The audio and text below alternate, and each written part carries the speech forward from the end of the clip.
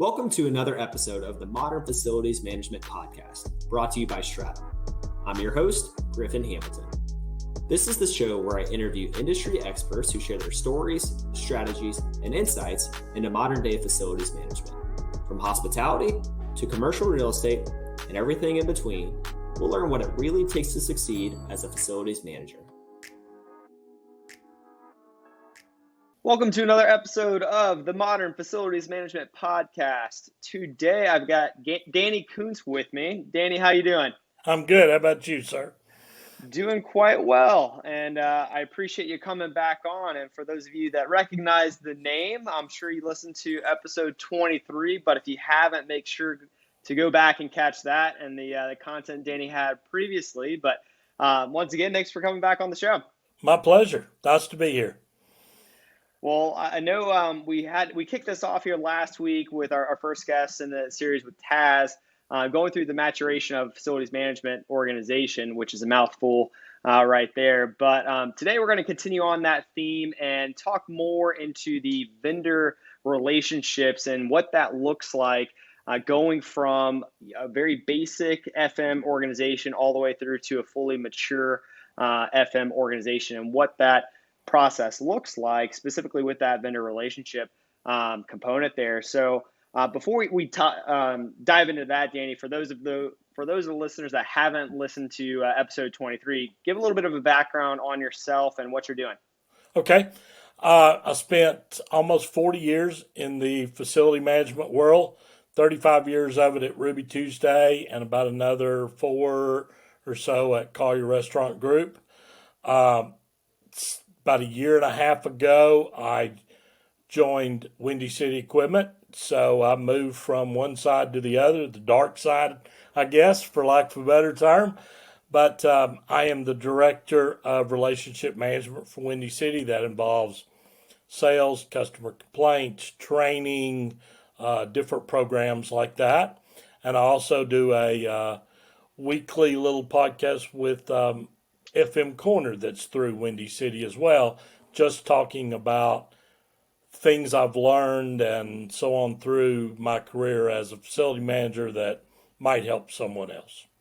Yeah, and we'll have the link to that in the show notes for those interested in that podcast, because I've seen a few of those episodes and great bit of information. So like I said, I'll put that in the show notes there for you as well. Okay. But to kick us off, let's dive into just overall what that vendor relationship looks like and what vendor management looks like when you're more reactive, when you are just establishing your FM organization.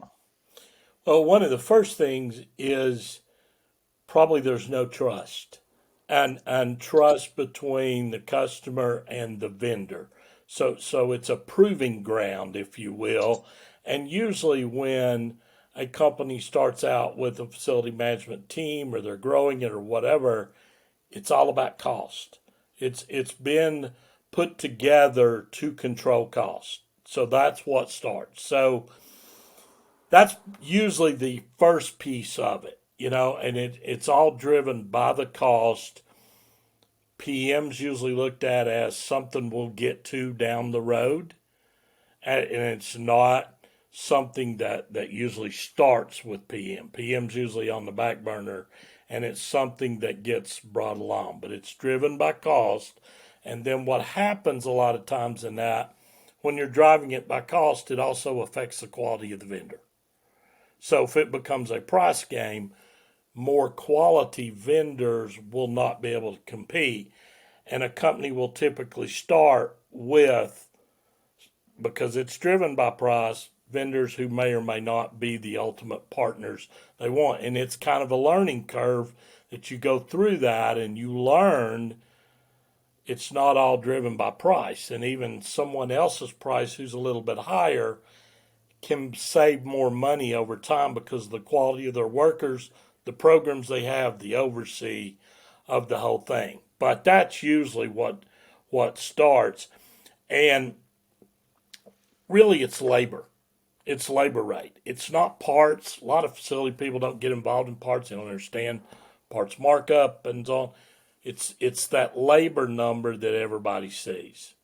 and that's what they look for. And so you have to be very careful in that. And if it's reactive, that usually means, along with no PMs being done, equipment's going to break down more than it would if you're doing a PM. What that translates to are restaurants or operations folks who don't typically understand the process, relates to more emergency calls and more after hours calls. Then what that does is kind of drive the price up because you're doing more emergency, because that equipment's down and I need someone right now. So those are some of the factors. You have higher cost, higher cost of shipping, because odds are if it's a new relationship, your vendors are not going to be stocking parts, or you don't have any kind of parts agreement or anything like that. So your parts buying is going to be higher. Your shipping charges are going to be higher because you're going to be doing overnight shipping to get the parts in for the piece of equipment. And then usually there's multiple vendors working sometimes in the same properties. And what happens there is you never know. Operations and managers don't necessarily know who they're supposed to call, or in some cases call two people and take the first one that comes, and then you're paying duplicate charges. So lots of that, where it starts with trying to save money, and in actuality what you're doing is spending money, and you're not getting things fixed like they need to be. Yeah, it's funny how it ties into preventative maintenance and just what that looks like in the episode we had last week with Taz, over it being the initial, it's a tough cost to swallow really whenever it's a long-term investment. In your eyes, it's okay, we could push this off and we could be reactive, but similar to that, where over time it certainly pays off quite a bit more than the initial upfront cost of PM program in place, but with vendors as well, where going for the cheapest vendor very quickly adds up over time, from everything you just mentioned, from more emergency repairs, which therefore are higher costs, and more equipment that needs to be shipped out last minute. And so just going out and just kind of taking it from the get-go, saying, hey, this is an investment, not a cost, that is the quickest way to really cut that bottom line a little bit Sure. long term. Well, the problem in PM is, and this sometimes doesn't come from the facility manager. The facility manager could believe in PMs. Where sometimes that cut comes from is in the finance world, because that's a number of what PM is going to be, and it's a real number that if you cut it, that's automatically looked at as a saving. The hardest part for PM is justifying the cost to it, because you don't have anything real that's tangible. You can talk about equipment lasts longer, it does this, it doesn't break down as often, and so on. But that's a difficult, tangible number to get to until you've done it for a very long time. And so what happens is you can't make that argument in a quick method. If for some reason they need to cut a budget or pull some money out, they can look at that PM and say, well, there's, in our company's $170,000 for PM. Take that out, we'll automatically save $170,000, and that's not true by any stretch, but that's the way it looks, because you have a hard time justifying the other piece until you do it out for a long, few years to make it work. Yeah. Now, is there a benchmark that organizations can target as far as their vendors coming out for proactive repairs, for PMs versus emergency? Well, if you're doing PM services, good companies, while they're there doing the PMs, for anything that they see, they are taught to note it, and if the customer asks, provide quotes. So you could see some things while you're out there doing the PM, that belts, these are getting pretty frayed and looks like they're going to go out. They're probably not going to make it through the summer. We should go ahead and get a price and change them now. Or this compressor is starting to make noise on this piece of refrigeration. We should go ahead and take a look at it. Or maybe it's still under warranty. Maybe we ought to, take a look at it now versus when it comes out. So that's kind of a way where you can do some upfront scheduling and planning is doing the PMs and then sending to the customer, here are some potential issues. Now, the downside of that is if you don't have a working trust with the customer, the vendor, it's like, oh, they're trying to make extra money, you know? But really, it's so different. Like you take your car in and you're doing your oil change, and the guy comes out and says there's a couple things that you might need to look at that need to be done pretty soon. Do you want to do them now? You want to do them the next time you come in? I mean, that's just kind of it's your call, but here they are. It's the Hmm. same type thing. Here are some things we saw. You videotape that, you let the customer look at it, and then if they want to go ahead and have those items fixed, you're taking care of those before they break. But you have to have trust between the restaurant operations and facility manager and the vendor. But And that's a good way. on that note, so you mentioned from the get go, it's difficult to establish rapport and develop those relationships very quickly, right? What have you seen work to do just that, right? To expedite that process of establishing trust, building rapport, and understanding that they're out there long term. Your vendors are for that long term relationship. What can you do to take control over that?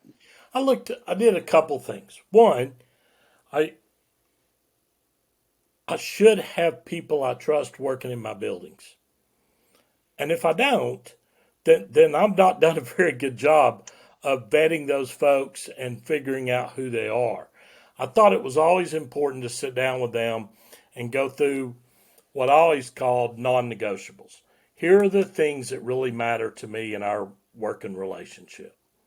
I never want to be on credit hold. So if there's a potential problem, I want to be the first person that knows about it so I can get it resolved before we ever get there.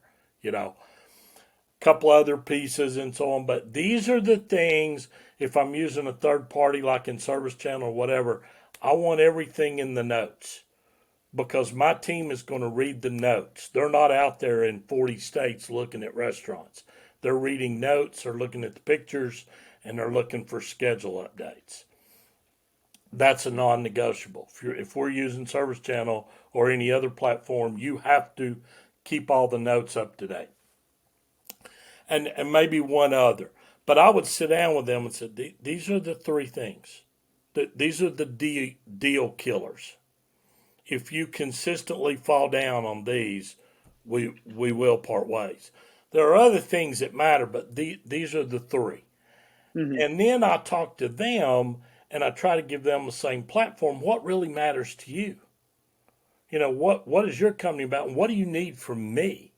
You know, and that would be things like when one restaurant is declaring emergency after emergency, you need to help us.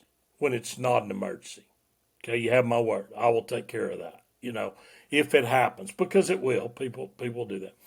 Um, Setting SLAs, but not setting SLAs at one number across the board.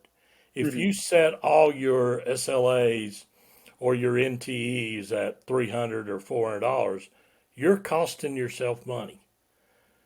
Because if I'm the vendor and I'm coming to your restaurant and it's $400 as your NTE, half that money is gone to get to the door. So if I do anything in your building and need to go get parts or anything else like that, I'm over the NTE. And if I can't get immediate approval, the tech leaves and provides a quote and reschedules. And that's more downtime for your equipment. And when the tech comes back, you'll pay another service fee for most companies for them to come back. It's just costing you money. So I always went through the SLAs and worked with them with my vendor and then made sure that some of those, like HVAC, water heaters, walk ins, things like that, that could totally disrupt my building, the NTE was set much higher. But they were all over the board. And then the other part is working with my vendors to say, listen, if you're on the job and you have a $1,000 NTE and you're working on the fryers and you're in there and you start to realize, oh boy, this is going to take a while. This may cost some money. I don't know. Get that information to me at once. I may be over. I'll move your NTE from 1,000 to 1,500 before you're even going, so that you, one, have an opportunity to complete the work the first time and get it done. Second, you're not waiting on me if I'm unavailable or on a plane or whatever to get the work done the first time. Hmm. So I think it's important to sit down with the vendor partner that you have, explain what's critical for you and why, listen to them for what's critical and why on their part, and then periodically, every 6 months or so, sit down and talk about how are we doing. You know, no one knows more about what goes on in your buildings than the vendors who do the work in there. They know. And they know the restaurants that really take care of stuff, and they know the restaurants that don't. And that's again where you've got to develop that trust. And my opinion was, if I'm sending a vendor into the restaurant to work, it needs to be somebody I trust. Yep. And if it's not, or they're brand new, I need to slow play them into the game until I learn more about their company and so on, so that I can trust them, or I can say on occasion, just fix it. Right. I'll worry about it when it's done. I'll handle that, but get it up and running for me tonight. You know, and if you can't do that, then you're going to have situations where the work can't be completed, and ultimately, who's hot about it? Your operations team. Yep. Absolutely. So we've gone from looking at vendors as just here's X amount of dollars for something that is broken to establishing that PM and having, more importantly, a relationship developed with the vendors that you guys have going out there. And beyond that, and just beyond having a good, friendly relationship where you could call, your vendor and have a, good conversation with them. But it is expectations up front. Here's exactly what I need from you, and here's what I'm going to provide for you in order for us to have a symbiotic relationship here where it is a true partnership. So going Sure. from just looking at a single dollar amount to a true partnership. And it doesn't happen overnight, but as you mentioned, there's those expectations that can be set up front from the get-go to help move that along rather quickly. Sure. And you have to, you have to take situations differently. Depends on what happens, depends on when it happens. You know, if I have a restaurant in Daytona Beach and it's the weekend of the Daytona 500, there is no limit to get something fixed, and you got to know that. Or if it's Hmm. in Boston and it's the 4th of July and run or what marathon or whatever it may be, there are things that change the day to day of what goes on. The other part is a vendor that would help, speaking of PMs, is getting the opportunity or making sure, if you're on the restaurant side, you start doing PMs when a restaurant opens. Do it when it opens, because by the time, if you can start a PM contract the day the restaurant opens, and everybody always says, well, it's under warranty. Well, warranty and PM are two totally different issues. You know, if you buy a brand new car and you don't put oil in it for the first couple of years, it probably at some point can't be driven. Right. Something will happen, but it's under warranty. But that's not warranty is. A really good service company can provide PM services for you, and odds are, for the majority of the equipment and so on in the building, they also provide warranty work. So you have a company that's familiar with your building from the get go who is doing PM services to keep your equipment in top notch shape, and they're helping you with warranty. And so that trust is built on the front end when it's really not costing you a lot of money. And that service level, when that time comes around, there's no need to work together on trust. You're already there based on what's been done. Absolutely. Well, looking ahead at that relationship between you and your vendors, right? And just the different strategies you could have in place. And we're seeing different trends with more and more outsource of an FM organization. And so what are you seeing out there, and what do you see moving forward, going from totally in-house to completely outsource and anywhere in between from a hybrid model. Where do you see that going? I see a lot more hybrid models. I don't see very few companies that are 100% in-house. Not anymore. It's a hybrid model. They have techs, and the techs work on certain things, certain issues, and so on. But really, what I've seen is the tech also has the latitude to contact vendors to come in and do certain things. And that could be either that they're too busy, things they can't get to, they're stretched too thin, which is part of the issue. Um, Maybe things are not equipped to really take care of, or it's going to take a lot of time and they have other things to do, so they move it off. Lots of those different issues. But I see a hybrid, and I see that tech. He's doing some things, but he's also reaching out to vendors to perform the work. I Over time, I kind of see that moving even more to where the tech almost becomes the facility manager, Really? and he may do a little or some, but not near as much for lots of different reasons. And I think the other part is most of those folks who are techs who are hired and work for the company that they in-house, usually they're older. As older starts to retire, I don't know how plentiful that will be to replace that role, because the value of an in-house tech is, in theory, they know a lot about your buildings and how to fix several different things. And they've gained that through years of experience. As they move out and new folks move in, that experience has to be learned all over again. And it may not, that may be a difference as it moves down the road. I see hybrid moving more to the vendor and less of the in-house, and the actual in-house person becomes more of a facility manager with some responsibilities than what it's been in the past.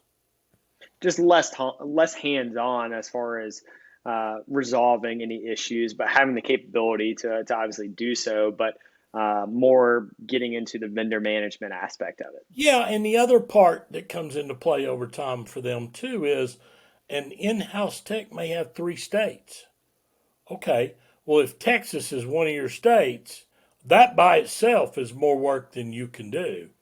And if you have Arkansas or you have whatever, also the ability to get there and the ability to get the work done, or what happens if you get there and you can't get the parts, and then you got to leave, and then it's 2 weeks before you can get back. So speed becomes part of that too, because these in-house techs usually have, pretty good size area, and it becomes hard for them, especially at certain times of the year.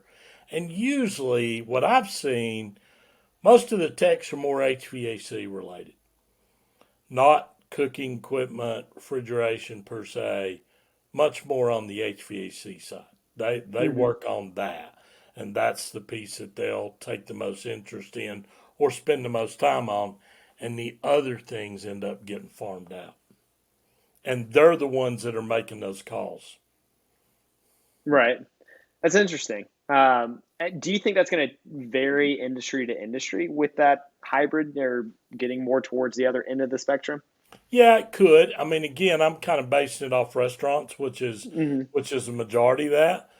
But even, now today we do some hospital work, and we're doing some of the same. There's an in-house tech, but he's got an area that's way too big, and he's looking for a partner to handle certain pieces of his hospital base that he really can't get to and doesn't have time to. So you become that vendor per se. Hmm. So I think more and more, because again, you're certainly not adding in most places more in-house people. You're trying to get the ones you have to do more. Hmm. And at some point that doesn't work. Yeah, and it's certainly interesting to see the variations with that model and how again, industry to industry, or even within the same industry, right? Restaurants have different philosophies where they want it all in-house versus they don't want anyone in-house. And so it is all very interesting, but at the end of the day, you do interact with vendors at some point, whether it's a specialist doing hood cleanings or exhaust fan repairs or HVAC units, whatever it may be. Even if you're all quote unquote 100% in-house, you are going to have that relationship with those vendors coming out at Sure. some point. Sure. And I think most people start with in-house because you think it's a savings. Mm-hmm. And I think the true reality is over time, it's probably not. And then it starts to move away. Maybe Mm-hmm. the in-house tech keeps some core items or whatever that are critically important, but they start farming the other out over time. But it's usually it's a cost save. We can control it if it's our guys doing it, is kind of Right. the theory. Yeah, and it's great. And kind of wrapping up here, I think tying it all together between the preventive maintenance program maturing over time and the vendor relationship, as we discussed here this week, it can't be that short-term view on here's X amount of dollars going out the door. And that is something that that this is one of my goals in having this platform, is to keep saying how this is an area for investment. It's not just a call center. It is an investment opportunity for your business to get the right processes in place, to have the right partnerships in place, where yes, it could be short-term money out the window, but long-term, as Taz said last week, and you're saying here this week, it's going to pay off tenfold. Sure, absolutely. If you're doing PMs, and like I said, you do them from when the restaurant opens the door and you can, get that moving and you take care of the warranty issues and so on. As a facility manager, you have to manage all that. Warranty doesn't manage itself. You know, you have to manage that. Your vendor partners can help, and if they're really good, they can assist on some things, but you have to manage that. You have to be the one that makes sure that any warranty type claim is followed, taken care of, who does it, how it's done, and get that done. And then over time, if you're using a third party network or however you choose to manage your costs, you have to manage. You have to look and say, why is the same company looking at my oven in the last 2 months 5 times? How come? What happened? Do I have a vendor issue? Do I have an operations issue? Do I have a little bit of both? You know, it could be any of those things, but you have to manage it so that you can keep that cost in line. And then use your vendors. If again, back to trust, I had trusted people working in my buildings. Okay, if that's the case, I want to sit down with them and I want to ask them, why are my roof leaks higher than my competitors? Is there something wrong with my roofs? Is there something wrong with the material we're using, how we install it, whatever may happen? Because I've checked with other people who work, facility managers who work for other companies, and my repair dollars on my roofs are higher. How come? And go to the people who do your work and let them hopefully help you. And maybe it is a material issue. Maybe it's a bad product. Maybe whatever the reason may be. But utilize your vendors to help you figure it out, what causes those issues, and then make changes so you'll quit spending that money down the road. And know that sometimes your vendor's right, sometimes your operations people are right, sometimes both are right. But listen and then make your evaluation. I love that. Love that. Well, Danny, once again, thanks for coming on for a second time. As Sure. always, it's been a pleasure chatting with you, and love the content here today. And so with that, where can people find you? My email is dkoontz@windycityaz.com. Well, perfect. Well, I'm going to have a link in the show notes once again to the podcast and your contact information and your LinkedIn profile as well. So if anyone does want to reach out, make yourself available there. But once again, Danny, thank you for coming on. Thanks, Griffin. I appreciate you having me. Thank you. Thanks for listening to another episode of the Modern Facilities Management Podcast. Make sure to subscribe for future episodes and visit our website, stratumcommunity.com, for more facilities management content.